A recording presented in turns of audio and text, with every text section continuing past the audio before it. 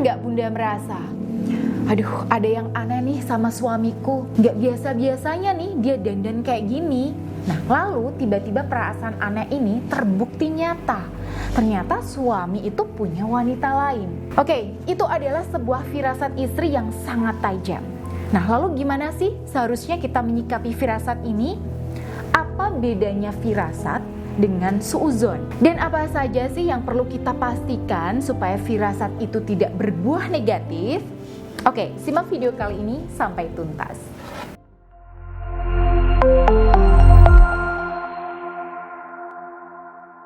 Assalamualaikum warahmatullahi wabarakatuh. Sahabat Bunda yang dirahmati oleh Allah. Ya, ketika di sini Bunda merasa mulai ada yang aneh ya dengan suami, mulai dari penampilannya, cara berpakaiannya, caranya bersikap, emosinya nih yang gak stabil. Nah, bisa jadi itu memang tanda-tanda ada yang gak beres. Nah, bisa jadi itu memang isyarat dari Allah bahwa rumah tangga kita itu sedang tidak baik-baik aja.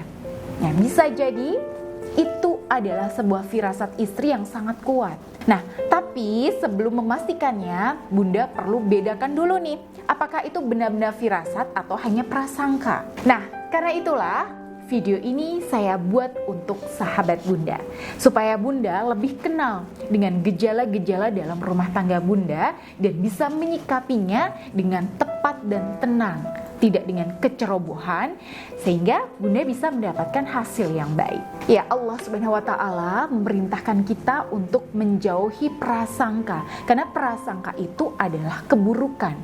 Tapi di sisi lain Rasulullah bersabda, takutlah kamu terhadap firasat seorang mukmin, sesungguhnya ia melihat dengan cahaya Allah.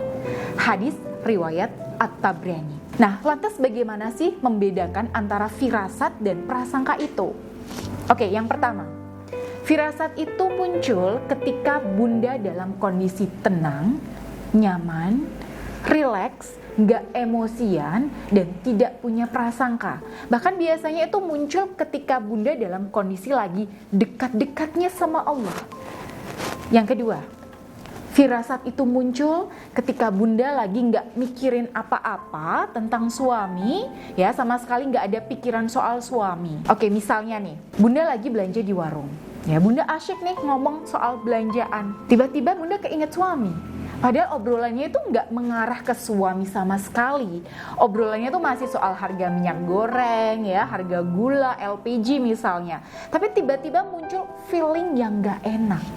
Lalu Bunda merasa ada yang nggak beres dengan suami. Tapi kalau prasangka itu biasanya muncul ketika Bunda sedang dalam kondisi emosi, sakit hati, kecewa, insecure, dan sebagainya.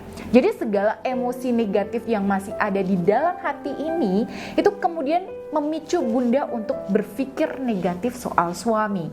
Dan kadang-kadang ini wajar terjadi. Nah, jadi kalau firasat itu munculnya ketika Bunda dalam kondisi yang tenang. Tapi kalau prasangka atau suudzon itu biasanya muncul akibat pengalaman tidak menyenangkan yang masih tersimpan di dalam hati. Oke, lalu bagaimana menyikapinya dong, Bun? Yang pertama, jangan jadikan firasat atau prasangka ini sebagai dasar untuk bertindak. Ya, jadi untuk sementara bersikap biasa aja, ya, sambil tetap waspada. Ya, jangan sampai perasaan gak enak ini mempengaruhi kualitas pelayanan Bunda ke suami.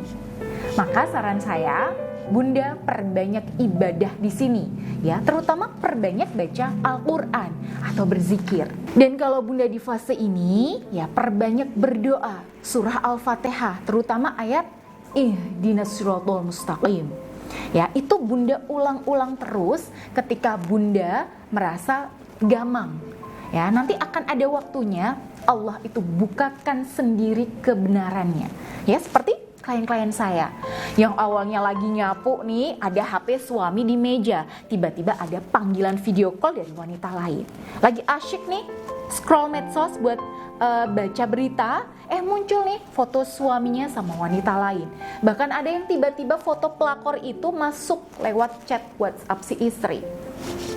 Ya, kalau Allah sudah membongkar, ya terbongkar aja ya bun.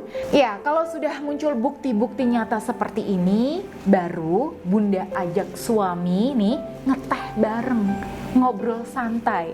Lalu di tengah obrolan bunda bilang, maaf ya mas, aku tadi nggak sengaja nemu ini loh. Maaf banget ya, kalau boleh aku minta penjelasan ini langsung dari kamu mas. Ya, misalnya seperti itu, Bun. Nah, kalau Bunda butuh dibimbing ya dalam melalui fase semacam ini, silahkan Bunda bisa langsung mendaftar melalui nomor yang ada di sini. Baik, saya Bunda Ayu. Akhirul kalam. Wassalamualaikum warahmatullahi wabarakatuh.